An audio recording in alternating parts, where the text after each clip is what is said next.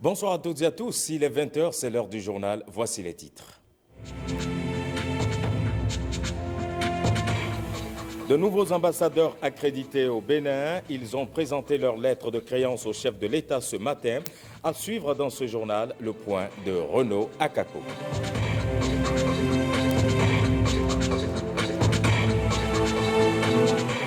À suivre également le point de la 6e session de la commission mixte de délimitation des frontières maritimes. C'est pour l'extension du plateau continental et vous allez le voir, le Bénin et le Togo se donnent la main pour y arriver. Et puis des enfants s'initient au dessin, c'est un début qui va les amener à concevoir des films d'animation. L'initiative, c'est le festival Votoun. Jeudi 12 juillet 2018, bonsoir et bienvenue dans le 20h. 3 nouveaux ambassadeurs effectuent leur entrée au sein du corps diplomatique accrédité au Bénin. C'est à l'issue de la cérémonie officielle de réception de leur lettre de créance par le chef de l'État. Ces nouveaux ambassadeurs proviennent de l'Autriche, de la Zambie et de l'État d'Israël. Plus de détails avec Renaud Akako et Jean Nombimin. La cérémonie de réception des lettres de créance du nouvel ambassadeur de l'Autriche près le Bénin s'est déroulée suivant le rituel consacré. Tapis rouge et fanfare du détachement de la garde républicaine, les hymnes nationaux de l'Autriche et du Bénin ont été exécutés à l'entame de cette cérémonie.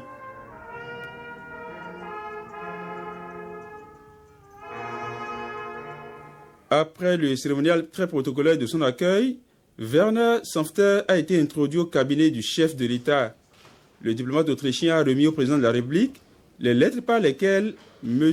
Alexander van der Bellen, président de l'Autriche, l'accrédite en qualité d'ambassadeur extraordinaire plénipotentiaire près la République du Bénin. Sur la feuille de route de l'ambassadeur Werner Sanfter, les voies et moyens pour une consolidation de l'axe Cotonou-Vienne. Établie depuis 1960, cette coopération n'a connu aucune initiative d'envergure. L'industrie textile et agroalimentaire, l'industrie métallurgique et mécanique, qui sont les points forts de l'économie autrichienne, pourraient être les domaines possibles de coopération avec ce pays. Nos échanges avec le chef de l'État font suite évidemment à la présentation de mes lettres de créance. Et c'est évidemment dans une atmosphère de fraternité et de cordialité que nous avons revu à fond la coopération sur le plan culturel, sur le plan commercial et évidemment sur le plan politique. Et nous avons également vu d'autres secteurs sur lesquels nous pouvons concrétiser notre partenariat. Nous avons déjà mis sur pied des équipes sur le plan diplomatique pour se voir et tenir des réunions pour donc voir comment mettre en œuvre et concrétiser ces approches dont nous avons parlé ce matin avec le chef de l'État. Le deuxième ambassadeur qui a été accueilli au palais de la Marina ce jeudi est celui de la Zambie près le Bénin.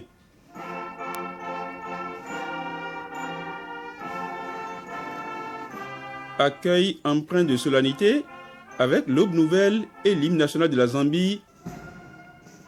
Solomon Djéré a passé en revue la troupe avant d'être introduit au cabinet du chef de l'État. Your Excellency, President of Benin Republic. Juriste de haut niveau et officier supérieur de la police zambienne, Solomon Djéré s'est déjà illustré sur les théâtres d'opération des Nations Unies dans le maintien de la paix. Pour le nouvel ambassadeur extraordinaire plénipotentiaire de la République de Zambie près le Bénin, cette mission diplomatique s'annonce sous de bons auspices. Il est temps, selon lui, de fouetter la coopération entre Cotonou et Lusaka, des relations qui sont restées jusque-là à un stade embryonnaire avec un cadre juridique inexistant. Je voudrais remercier le chef de l'État pour avoir permis l'installation de la base ou de la fondation sur laquelle la commission conjointe permanente entre le Bénin et la Zambie va pouvoir travailler. Et cela dit, nos échanges ont porté sur 2 secteurs principaux, l'agriculture et le tourisme. Nos expériences porteront également sur le projet qui est en cours au Bénin, qui est relatif au projet Songhai, et qui fait beaucoup, et par rapport auquel la Zambie a beaucoup à apprendre. L'autre aspect sur lequel nous avons échangé demeure les énergies renouvelables. C'est également un autre secteur sur lequel nos 2 pays, étant des pays du Sud, devront apprendre et acquérir ou échanger des expériences. Le secteur minier est l'un des secteurs par rapport auquel nous avons fait asseoir la commission et qui va donner des idées et faire des propositions à nos deux États. L'étoile de David annonçait la couleur au moment où Eliaou Bentoura effectuait son entrée dans la cour intérieure du palais de la Marina. Tapis rouge et fanfare du détachement de la garde républicaine, c'est tout le dispositif protocolaire qui s'est mis en branle pour étreiner le décorum au nouvel ambassadeur de l'État hébreu.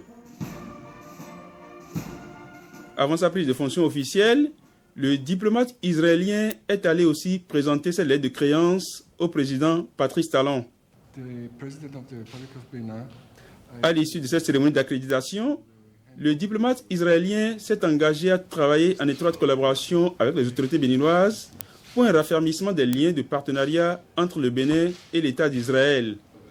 Rétabli en 1993, l'axe de coopération entre l'État hébreu peine à sortir de sa léthargie malgré les multiples relances.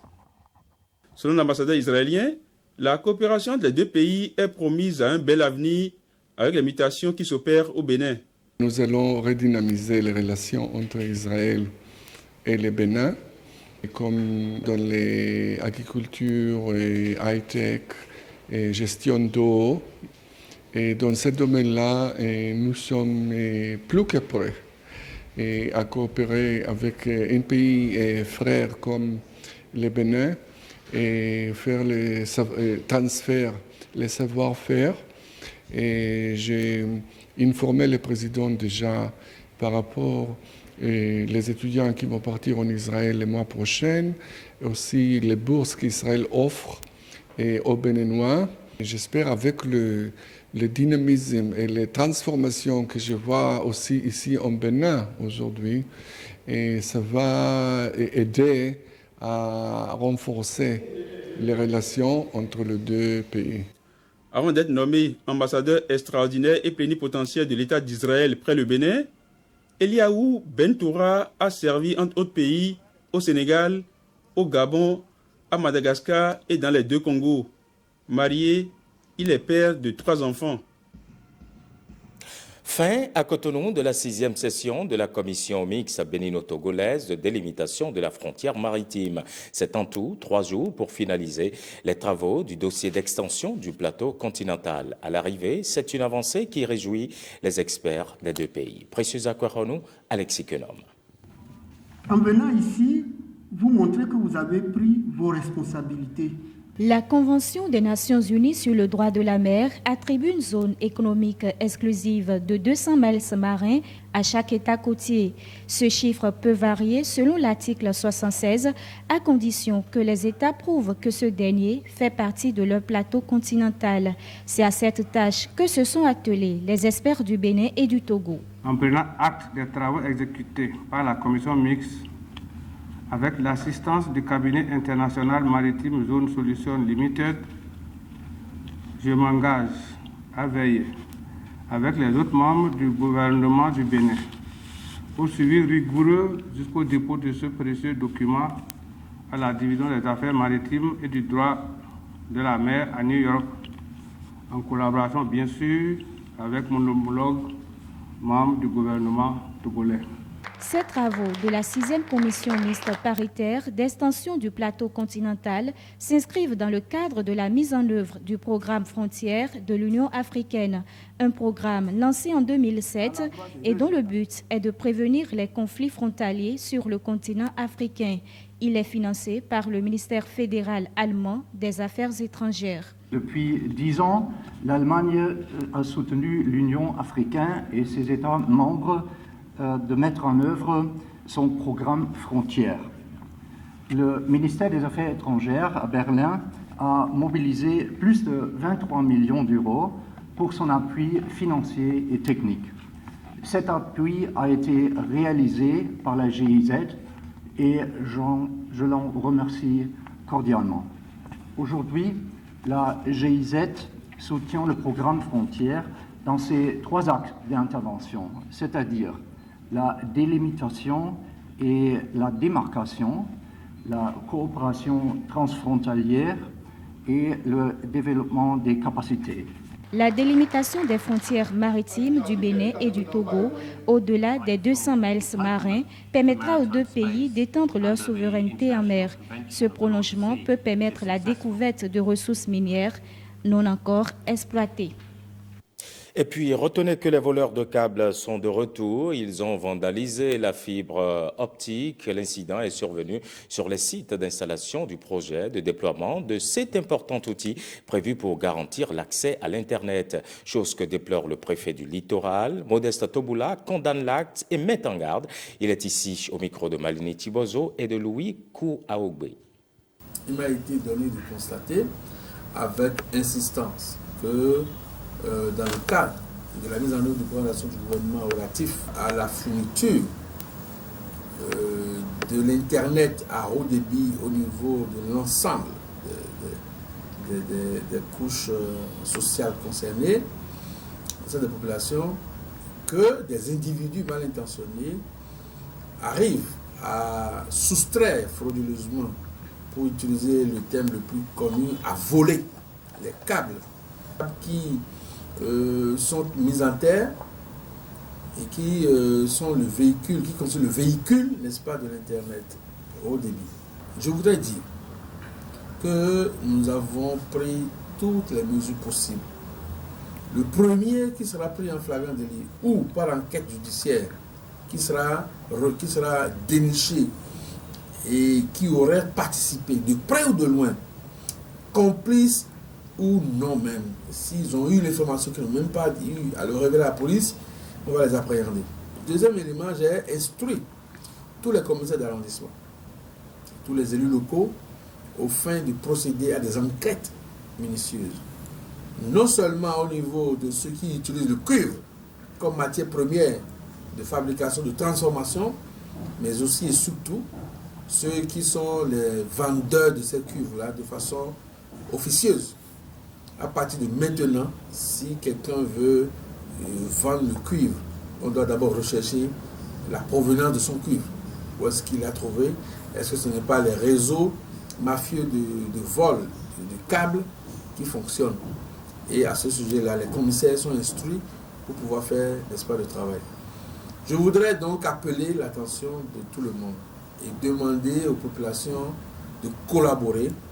Le numéro 166 reste ouvert pour que des dénonciations soient faites lorsque vous voyez des individus qui le soir commencent par errer sur les installations qui sont concernées par la fourniture de l'Internet à haut débit.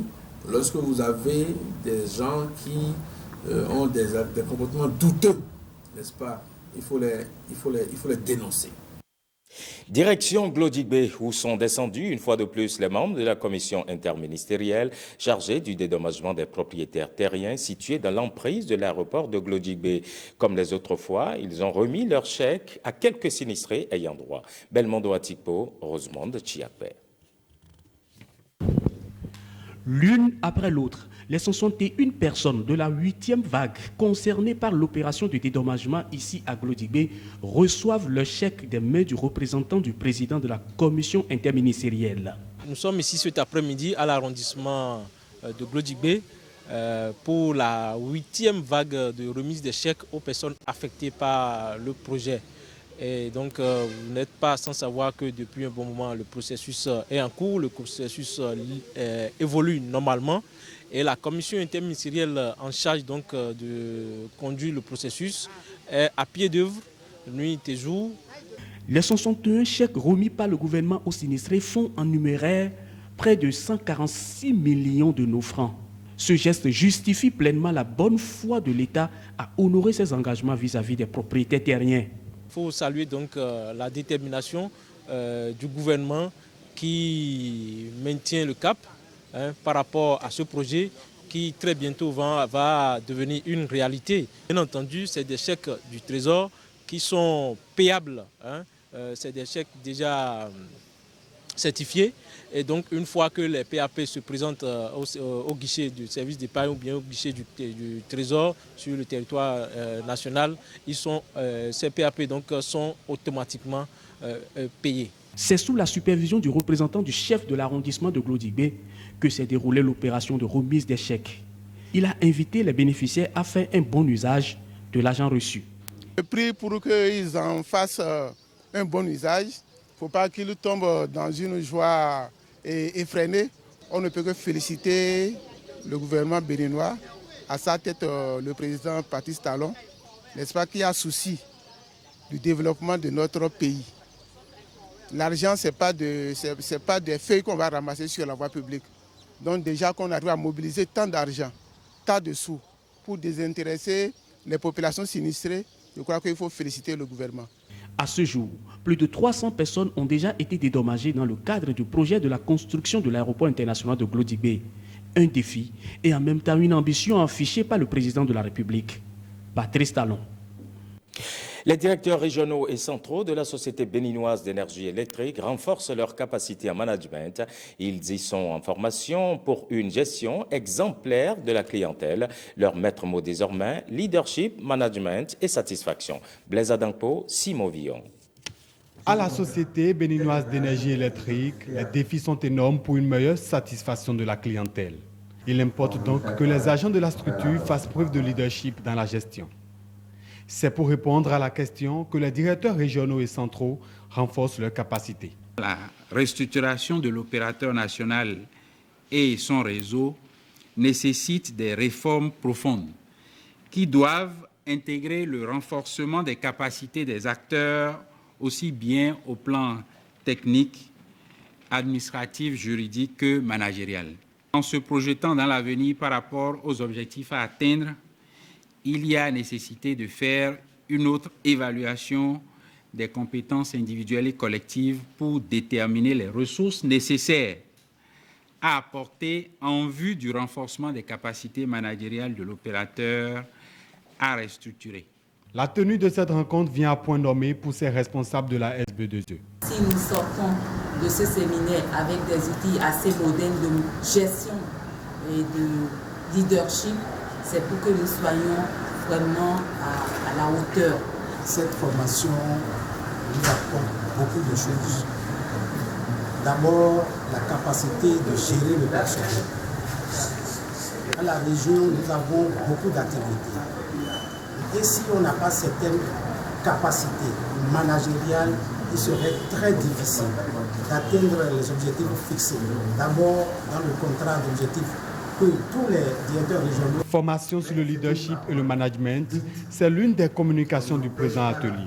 Elle est animée par le ministre Donald Jean-Claude Ousso. Je tiens particulièrement à remercier le directeur général pour avoir eu cette initiative et m'avoir sollicité pour contribuer à ma manière à cette nouvelle dynamique voulue.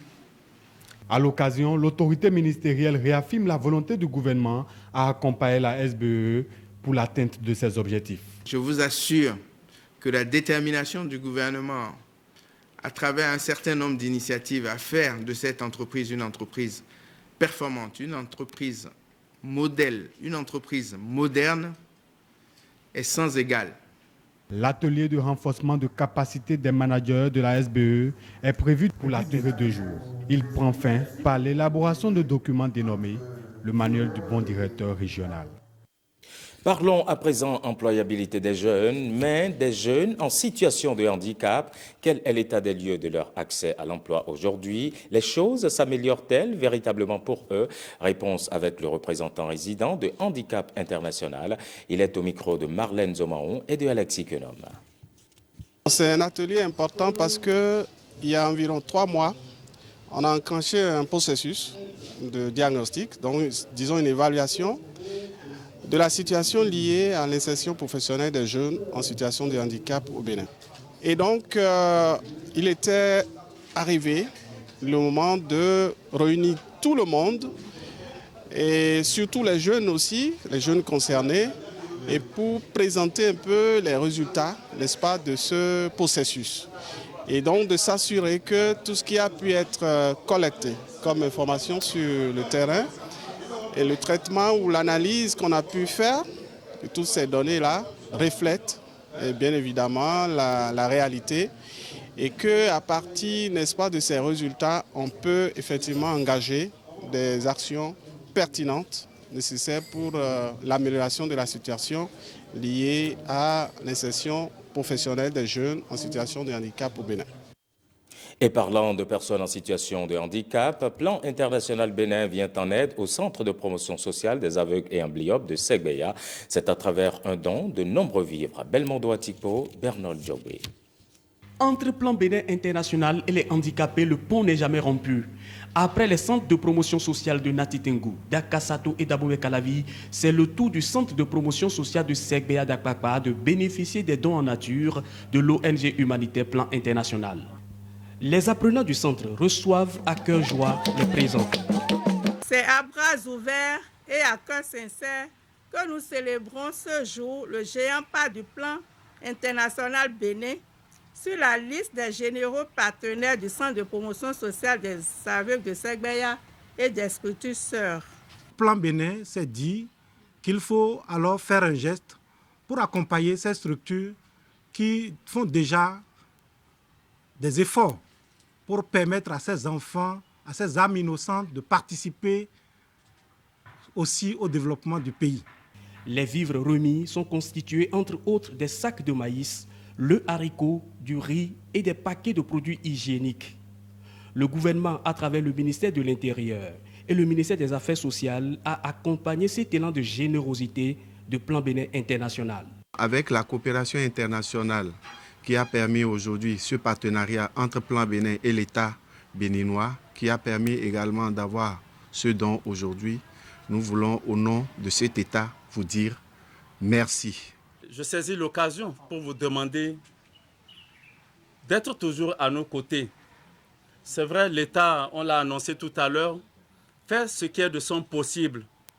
Et lorsque vous avez des bienfaiteurs qui viennent au secours, on ne peut qu'applaudir. Le représentant des apprenants du centre a remercié les donateurs tout en souhaitant que d'autres bienfaiteurs emboîtent le pas à Plan Bénin International.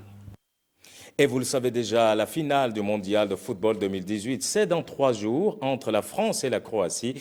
Parmi les férus de football qui auront passé un mois devant leurs écrans figurent des élèves candidats aux examens de fin d'année. Coupe du Monde, quels impacts sur les candidats? C'est un reportage de Belmondo Atipo, Christian Devoci et de Firmez Envo. La faute est évidente, Marcos Roro donc, qui prend jeune. La Coupe du Monde de football Russie 2018 est un moment de distraction et de passe-temps pour nombre d'apprenants, dont les candidats aux différents examens de fin d'année. Seulement les études et le sport ne font pas bon ménage, surtout en ces temps des examens finaux. Pour ceux qui ne suivent pas leurs enfants, en tant que parent d'élèves, il y a la Coupe du Monde. Je sais que mon enfant a un examen. Je ne dois pas lui permettre de venir suivre le match au moment où il doit mettre son temps à profit pour réviser. EPP de Kadiaou joue de la composition de l'examen du CEP. Dans la cour de l'école, c'est la pause. Les conversations vont bon train. Les candidats se préoccupent moins des épreuves à venir plutôt que des exploits des équipes à la Coupe du Monde. Cet autre parent d'élève, fortuitement rencontré, ne va pas par 4 chemins. L'examen d'abord et la Coupe du Monde après. C'est pas négociable, on ne peut pas négocier la Coupe du Monde et la réussite des enfants. Les enfants, c'est l'avenir de la nation et nous devons, en tant que parents, leur garantir un minimum de sécurité. La sécurité veut que ce soit nous, les parents, qui les encadrons. Donc, un enfant, logiquement, n'a pas à regarder la Coupe du Monde en période d'examen. Pour éviter que les enfants suivent les matchs à l'insu des parents, cette enseignante aux idées claires propose aux géniteurs la solution suivante. Sur la télévision, maintenant, il y a des codes que le parent peut mettre pour empêcher l'enfant de regarder la télévision quand ils ne seront pas là. Coder la télévision en période d'examen, une partie de la solution d'un problème non totalement cerné. Le psychologue va plus loin. Lorsque l'apprenant regarde la télé, il est d'abord même de voir que l'apprenant aime tout ce qui est football et qu'il devrait apprendre. Au même moment, il apprend. Juste dans sa tête qu'il y a un match qui se passe à la télé, ça le perturbe dans un premier temps dans son attention, même si les parents l'empêchaient d'aller vers la télé et de suivre le match. Donc il y a une perturbation au niveau de l'attention de l'apprenant qui devait être peut-être en train d'en prendre pendant qu'il y a un groupe de parents dans la même maison qui est en train de suivre un match. Or, le cerveau ne traite que ce sur quoi il porte son attention.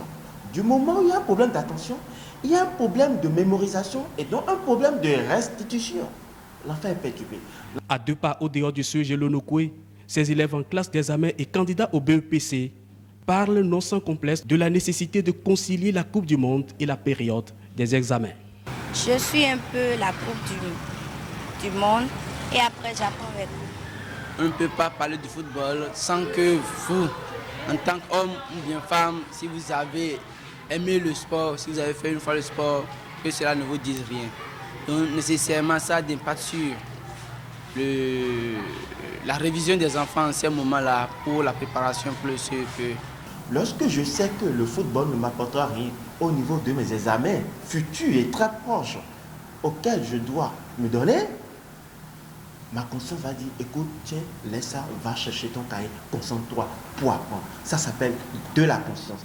Conscience, maître mot, avocat Zébique, prêt pour le succès aux différents examens. Culture pour finir, des enfants s'initient au dessin. Ils ont entre 5 et 12 ans. Ils apprennent à crayonner. C'est à la faveur d'un atelier organisé en prélude au festival Vautoun. Les détails avec Malini Chibozo et Alexis Kenom. Je te montre. Alessandra Huat, dessinatrice professionnelle française. Elle accompagne ses bouts de chou à mieux tenir les crayons, à dessiner. C'est un prélude au festival de dessin dénommé Festival Vautoun. Sur 2 semaines, cet atelier de formation va permettre de détecter les talents cachés en ces enfants. Le Festival international de dessin du Bénin Vautoun, c'est un festival de dessin qui quand même regroupe toutes les branches du dessin. C'est-à-dire la particularité de ce festival, c'est que nous avons plusieurs disciplines de dessin. Cet atelier fait partie de l'une des nombreuses activités du festival. La finalité de cet atelier de formation, d'abord je pense que c'est il faut sensibiliser les enfants au dessin. Il faut les sensibiliser. Ensuite, voir comment ils se débrouillent et si possible dénicher des talents. Dessiner, une passion pour certains, une distraction pour d'autres. Quel que soit le but, ces enfants tirent chacun un intérêt. J'ai commencé à dessiner depuis que je suis petit. Je dessine des personnages de BD, des objets, tout ce que je peux dessiner. En venant ici, je veux gagner de plus de savoir, plus dessiner que je savais avant. Le dessin pour moi, c'est pour s'amuser, c'est pour me déstresser comme moi je dessine. En venant ici, j'aimerais apprendre à dessiner plus que ce que je dessine avant. In fine, les dessins les plus méritants de cette formation seront exposés lors du festival Vautoun. Le festival démarre le 20 juillet prochain à la place des Martyrs et va s'étendre sur 3 jours.